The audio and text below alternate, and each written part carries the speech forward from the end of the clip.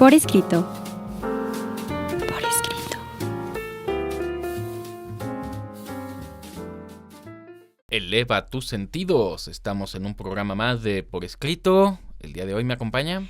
¿Qué tal? Muy bienvenidos. Mi nombre es Cecilia Durán Mena y seguimos en este afán de atrapar escritores y lectores para nunca dejarlos ir. Un servidor, Juan Carlos Padilla, también los saluda y los invita a que nos sigan a través de todas nuestras redes sociales. Estamos en Instagram, Revista Por Escrito, en Facebook, Por Escrito MX, en X, @Por Escrito _, en TikTok, Revista _Por Escrito. Recuerden que también nos pueden seguir a través del canal de YouTube, Revista Por Escrito, o buscarnos en Spotify Por Escrito también. Saludos a la Universidad del Claustro de Sor Juana y la Universidad Anáhuac. Mi querida Ceci. Ocus pocus, triquititrán. Mejor tira los dados, a ver qué sale. Vamos a nuestros pretextos literarios. Pretextos literarios. Mi querida Ceci, ¿cuál es el pretexto del día de hoy? Abracadabra, patas de cabra. Vamos a hablar del esoterismo, pero del esoterismo relacionado con la literatura. ¿Qué se entiende por esoterismo? Y hay un libro que me acaba de prestar Juan Carlos Padilla que se llama Fraudes espiritistas y los fenómenos metapsíquicos. Y me da mucha risa cómo empieza, lo escribe un padre jesuita. Los padres jesuitas son son personas muy inteligentes, y dice: hay muchas personas en el mundo que les encanta dejarse engañar.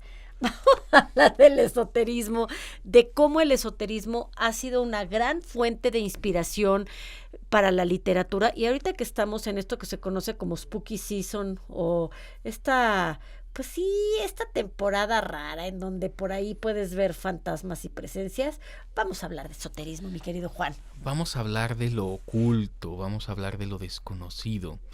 En las clases que suelo dar sobre historia de la cultura, historia del pensamiento, me gusta introducir con una idea. Ha habido 3 momentos en la historia del pensamiento, de grosso modo, pues.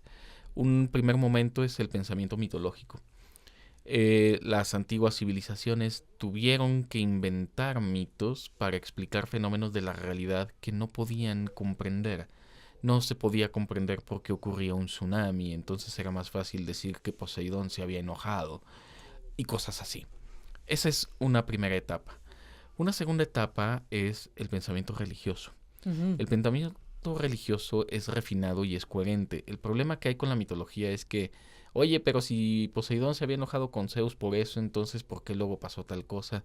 Y no cuadra. Es como cuando un niño empieza a decir mentiras y los papás van tejiéndole la trampa al niño para que caiga en sus propias mentiras. En el pensamiento religioso esto no ocurre.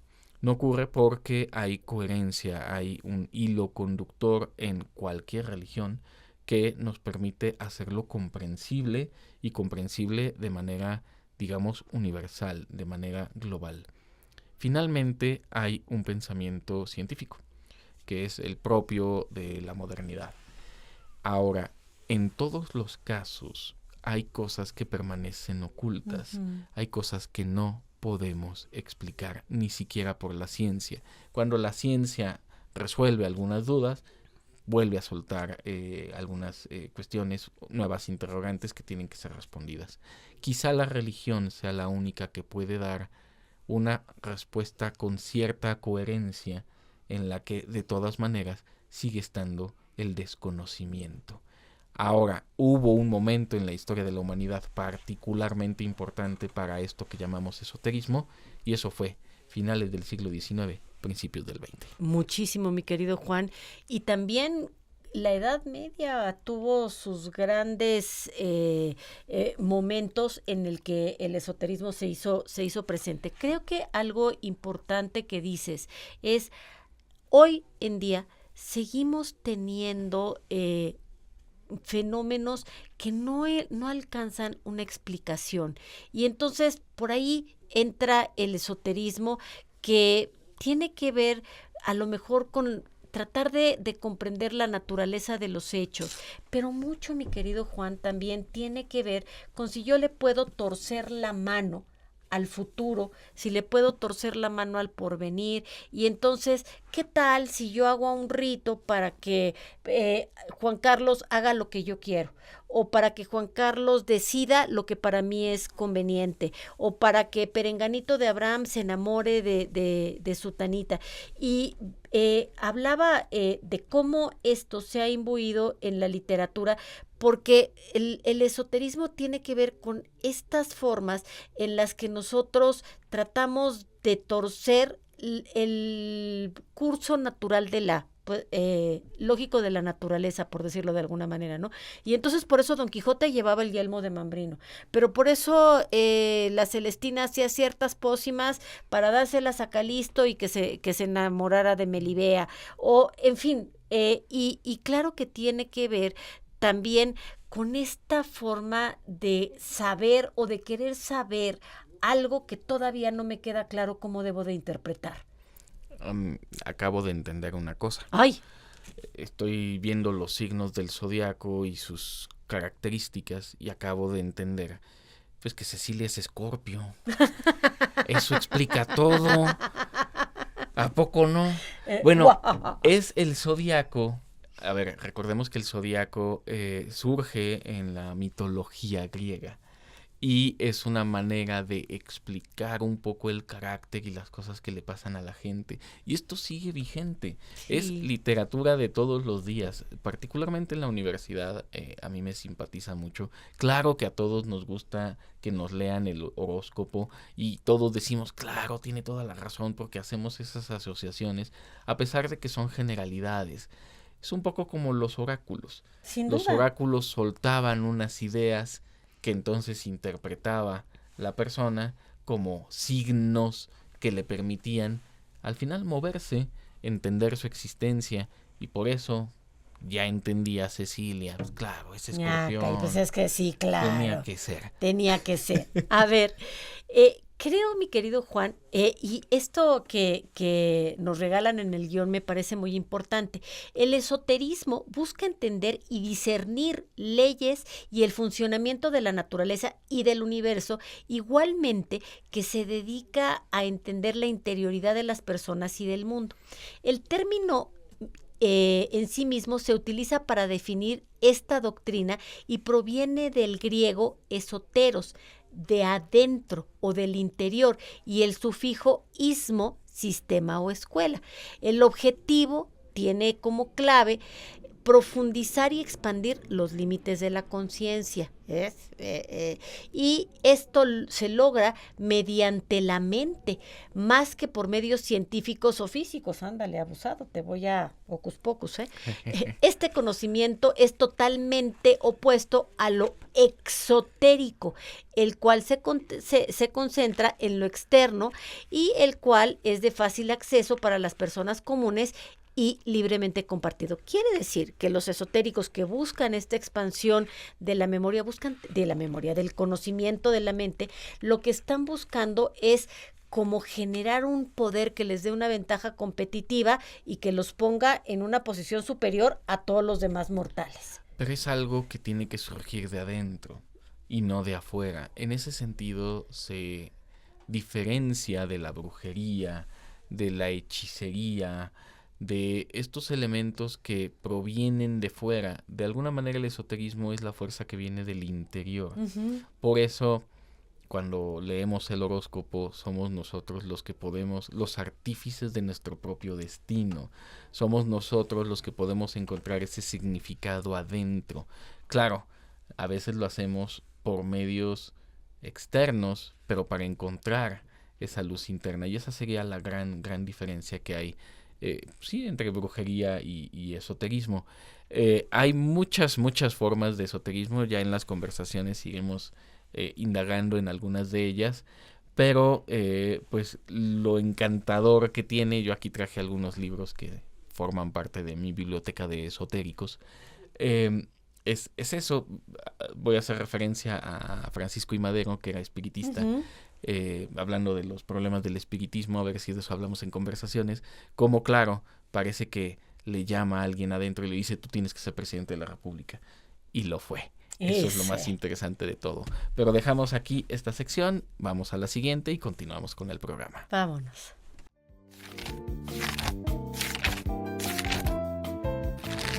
La Biblioteca Redonda.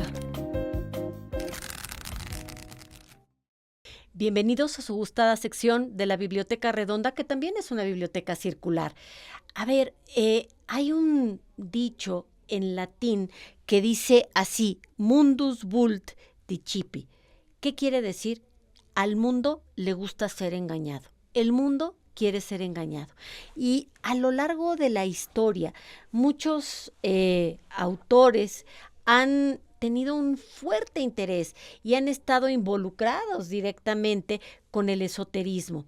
¿Esto qué quiere decir? A ver, yo creo que todas las personas que escribimos desde nuestra fantasía, es decir, no escribimos lo que sucede en realidad. Entonces, algunas fuentes de inspiración han llegado a tocar la parte del esoterismo, no solamente como un tema, tal como lo hace Humberto Eco, por ejemplo, en El cementerio de Praga, o en el propio Péndulo de Foucault, sino que lo han practicado ellos en primera persona. Hay un registro de escritores renombrados con lazos a lo esotérico que resultan poco conocidos. Y yo les quiero platicar, por ejemplo, de Sylvia Plath. Ella, una autora estadounidense muy reconocida, en donde existe una correspondencia, donde se registra que esta mujer, esta poeta y su esposo, el escritor Ted Hughes, practicaban diversas formas de esoterismo, especialmente cuando estaban juntos. Él se especializaba en astrología y ella en la lectura del tarot. Pero estas no eran las únicas formas que ponían en práctica como creencias y como ritos poco ortodoxos. Igualmente solían hacer sesiones espiritistas, que se puso muy de moda. A ver, Sylvia Plath vivió más o menos a mediados del siglo XX. No eran tan famosas en ese tiempo, ya había pasado como el boom, pero siempre ha existido ese prurito por ponernos en contacto con los que ya no están físicamente entre nosotros. Entonces, el esposo, cuando de repente se quieren enterar de las infidelidades, utilizan estos rituales para conocer información secreta. O sea, imagínense que por medio de estos rituales querían conocer el nombre de las amantes, ¿no? La documentación muestra esta correspondencia que había, cartas que fueron y vinieron, muestra que las respuestas que obtenían por estos medios, la verdad, no siempre eran fidedignas, no siempre eran certeras, pero es innegable que sus creencias esotéricas fueron y sirvieron de mucha inspiración para las obras de su autora y su marido. Pensemos en Bram Stoker. A ver, Bram Stoker, no conocemos mucho de la vida temprana del autor de Drácula, pero se ha determinado que era un gran practicante y un conocedor de alquimia, y que algunos de estos, sobre todo ritos, él mismo los consideraba como magia negra. Existen rumores de que él formó parte de esta orden de hermetismo, y aunque esto no es verificable y no es completamente seguro, sí se conoce que varios de sus amigos e integrantes de su círculo social eran miembros de esta orden, por lo cual se estima que Bram Stoker pudo haber estado expuesto a estas ideas y a estos ideales.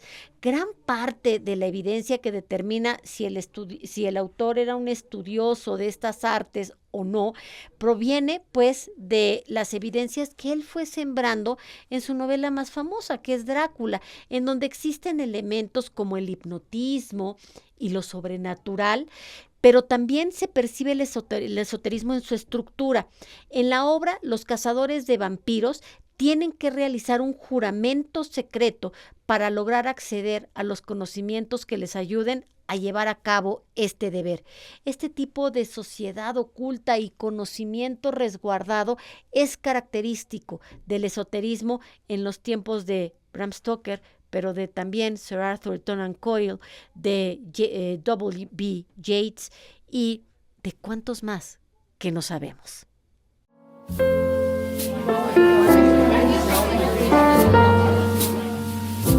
Conversaciones. Hemos llegado a las conversaciones. Ceci, ¿cuál es tu número de la suerte? El 5, ¿Cuál es tu color favorito? el rojo. Y cuando cuentas cuentos, ¿cuántos cuentos cuentas? No. No, a mí me gusta contar. Es que, ¿por qué tenemos un número favorito? ¿Por qué tenemos un color favorito? ¿Por qué hay una época del año que nos gusta más? Todo eso que nosotros respondemos, de alguna manera es esotérico para entendernos a nosotros mismos. Y yo, Juan, ahorita me acabas de sorprender, fuera de micrófonos estábamos viendo pues los tipos de esoterismo y en fin, y de repente me topo con una cosa que verdaderamente me sacó así de balance, el pitagorismo, porque pensaríamos entonces que la ciencia pues no está muy a favor del esoterismo, y entonces cuéntame tú qué quiere decir el pitagorismo. Bueno, es un poco el juego de los números, ¿no? Recordemos que Pitágoras es un observador de la naturaleza que asocia la naturaleza con los números, con la música particularmente.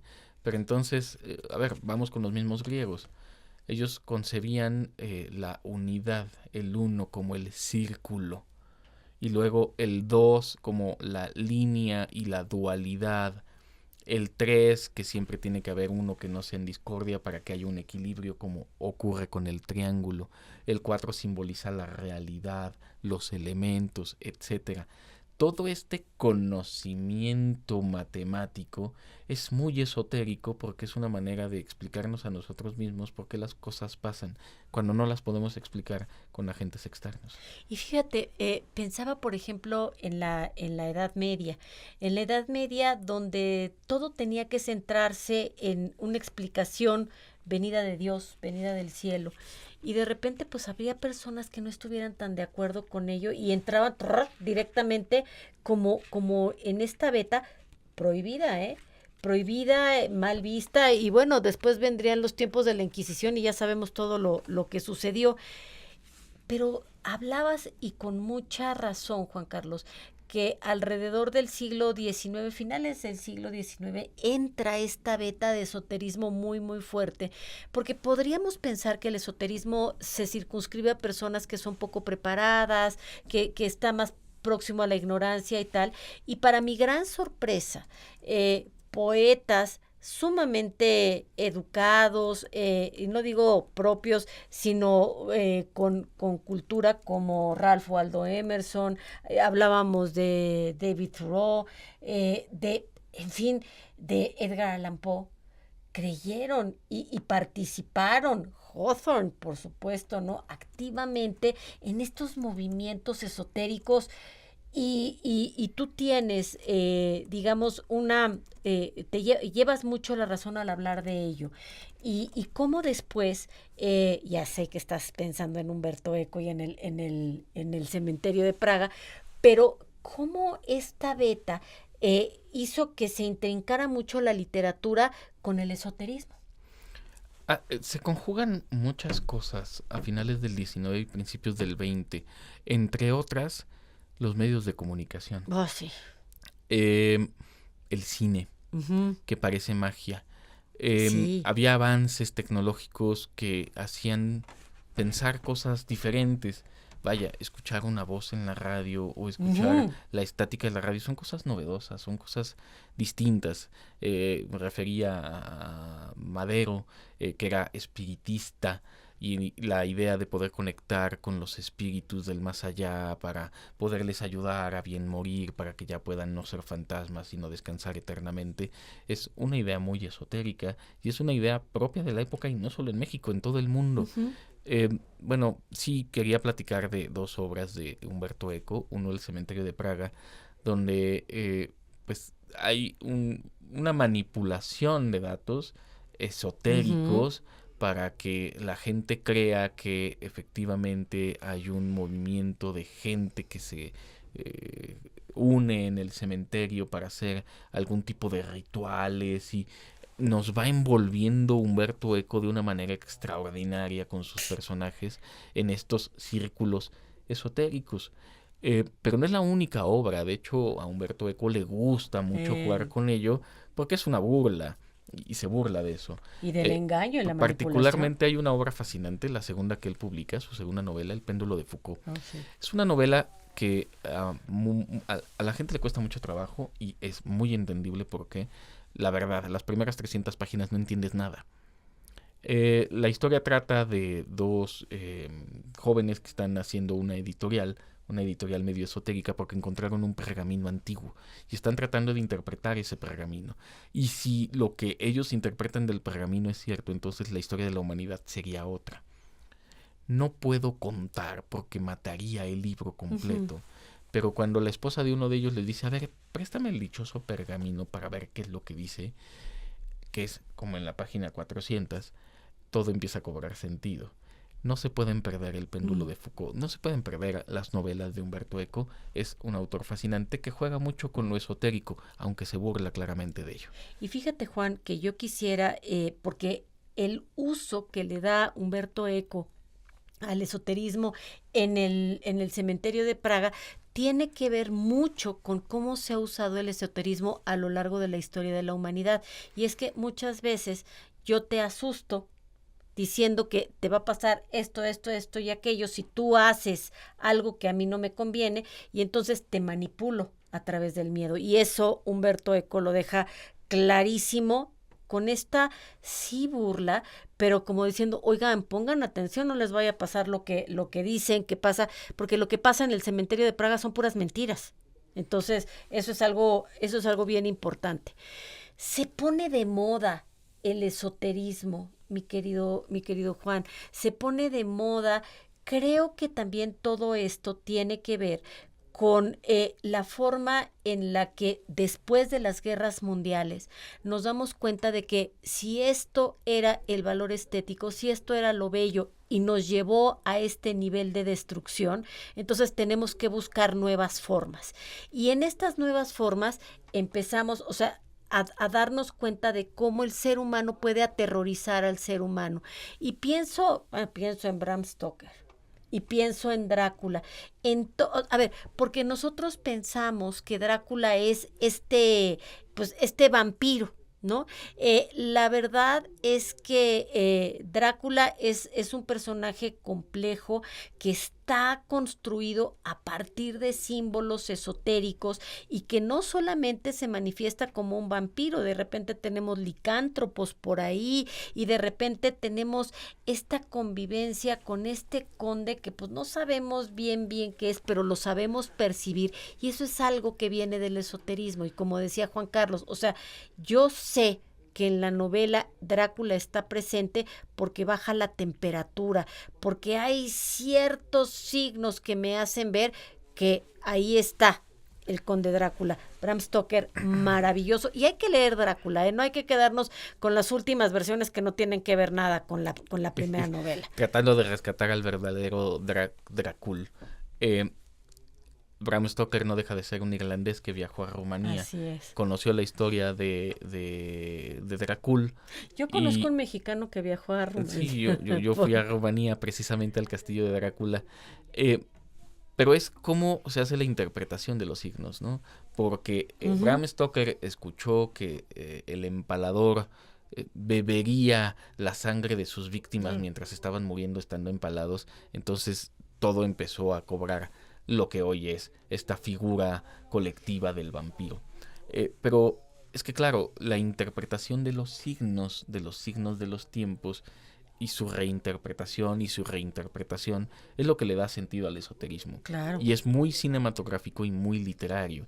Estoy seguro que todos hemos visto películas donde aparece el eneagrama.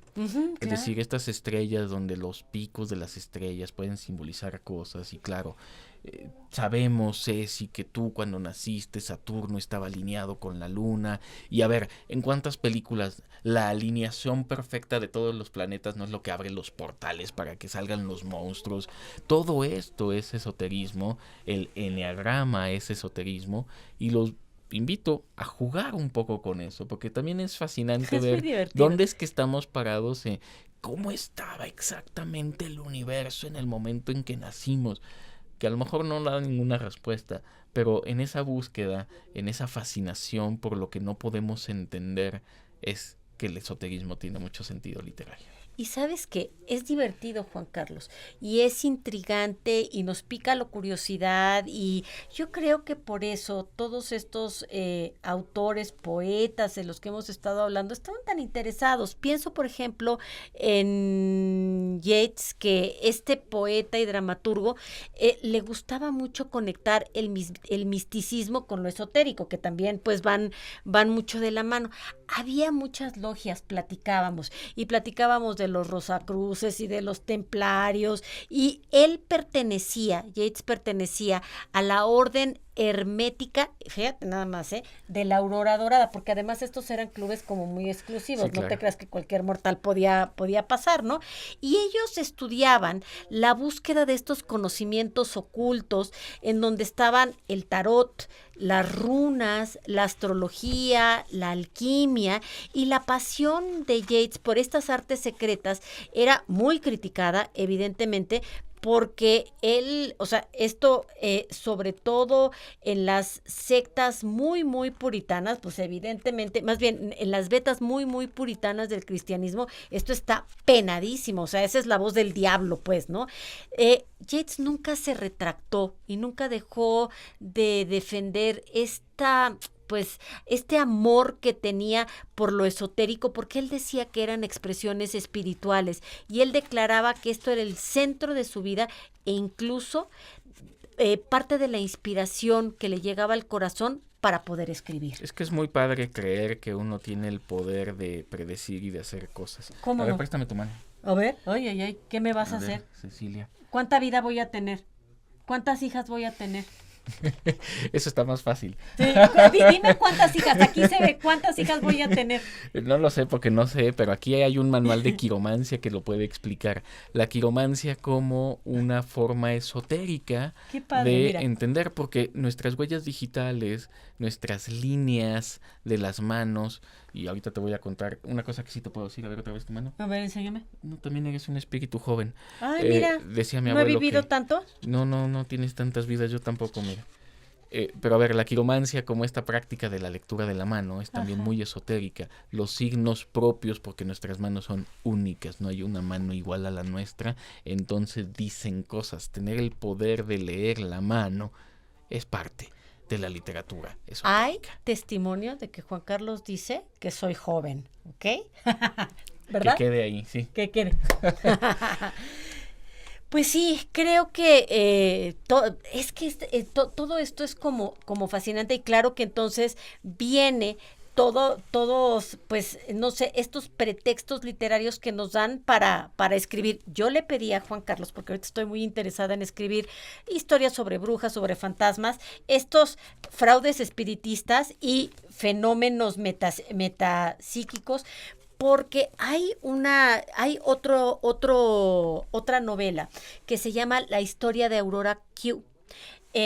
Es algo muy interesante porque ganó el premio de literatura de Málaga el año pasado, y trata, fíjate, Juan Carlos, trata de un par de gemelos que de repente aparecieron a principios del siglo pasado en una autopista en España, cubiertos de sangre. Entonces, pues, ¿qué son? ¿Son hombres lobo? ¿Son, no sé, espíritus del bosque? ¿Qué rayos son? ¿No? Los meten a un psiquiátrico, y ¿qué crees? Se dieron cuenta de que ni hombres lobo, ni vampiros, ni nada, eran autistas.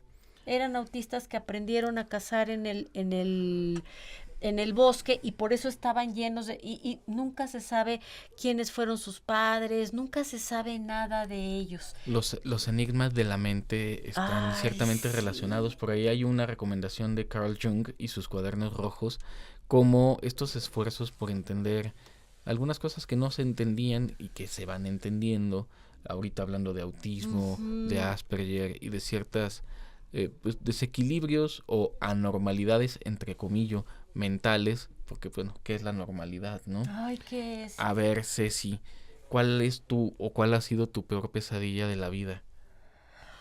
Ay, que me entierren viva. Pero Eso, lo has soñado. sí, lo he soñado. ¿Y cuál ha sido el sueño más bonito que has tenido? Que vuelo. Que vuelas. Todos Ajá. creo que hemos tenido esa sensación de volar. ¿Y qué significará? Y es ahí donde La viene el interpretación de los esoterismo sueños, nuevamente. ¿otra vez? Aquí tengo un libro que sí leí en su momento y tengo este pamfletito que Esa está padre, Uris. sí, 600 sueños de la A a la Z, como si, claro, porque Cecilia soñaba que volaba, entonces volar significa tal y tal. Mi peor pesadilla es que estoy escapando de alguien y en el penúltimo escalón se me olvida cómo subir escalones. Ay, no, qué horror. Nunca me alcanzan, pero me quedo atorado en el penúltimo escalón y es el penúltimo, no el último. Oh, Y es horrible porque no, concéntrate, tienes que huir y no puedo, No y puedo. no puedo, y no puedo. Y otra pesadilla recurrente que seguro la encontramos en la interpretación de los Seguro. sueños es la caída libre en el espacio. también. Caer en Uf. el espacio es así como la cosa más terrible. ¿Y Y sabes los qué? sueños y la interpretación de los sueños, aquí tengo de Javier Tapia Rodríguez, El dominio de los sueños, es fascinante y tratar de indagar por qué y entonces se dice que la casa es la persona y la cocina es el corazón y una serie de cosas que podemos creer o no creer, podemos buscar o no buscar, estamos tratando de dar respuesta a nuestras propias emociones. ¿Nunca a has nuestros soñado, propios mi querido miedos. Juan, que vas caminando descalzo por la calle y la gente se da cuenta y se burla de ti? ¿Sabes qué? Es horrible. Me ha pasado, una de las pesadillas es salir de mi casa sin zapatos. ¿Verdad? Es horrible. Sí, es es horrible. horrible. O desnudo. Desnudo no me ha Totalmente. Ay, no, yo a tocado, mí pero sin sí. zapatos sí. Y esos fueron de mis primeros sueños de niña. Y entonces me acuerdo que mi abuelita me decía, ay, mamita, pero no te preocupes, estás Eso chiquita. no te va a pasar. Pero imagínate, No, no, bueno. qué mega miedo. Déjame recomendar un libro, Brujería, la biblioteca, no, Brujas Literarias, Katie Oran y Taisha Kitaishka. Este libro está padrísimo porque habla de autoras, de mujeres que las hace ver como si fueran brujas, pero en realidad lo que ellas están confeccionando son sus personajes. Entonces pone a Emily Bronte barriendo su cocina, poniéndose su gorro y como prefigurando a Heathcliff, por ejemplo. Está bien padre, está muy, muy, muy, muy emocionante. Y entonces es un libro muy, muy diverso en donde vamos a ver una perspectiva muy diferente de lo que se trata de ser una bruja. Aquí tengo un libro que Ay. me marcó, tengo que decirlo, la verdad es que fue muy divertido leerlo. Se llama Rumbo a lo desconocido, relatos sobrenaturales de todos los tiempos. Ah, qué y es que padre. esto nos fascina. Lo esotérico es poder entender las cosas que no entendemos de nosotros mismos. Y está padre porque es un recorrido histórico de fenómenos de todo el mundo, sobrenaturales, que no tenían una explicación. Quizá hoy la ciencia pueda resolver algunos, pero otros sí. No, todavía no. Todo se responde porque Ceci es escorpión. Oh, eso es todo. Juan Carlos, ¿nunca has sentido que estás así en tu casa y de repente hay un rellano que está oscuro y tal, y hay alguien que te está viendo y lo puedes ver por el rabillo del ojo y cuando volteas no hay nadie? Me ha pasado. ¿Verdad? Bueno, pues es muy chistoso como de repente yo le podría decir, es que Juan Carlos, tú no los puedes ver porque tú no tienes la percepción que yo tengo. Entonces me estoy situando por encima de ti y es algo que se hace muy, muy frecuentemente. Tenemos cabina llenísima, qué padre. Tenemos visitas. Tenemos visitas, entonces saludamos ¿Sobrenaturales? a las visitas. No sé de qué escuela nos están visitando ahorita que estamos en la grabación del programa.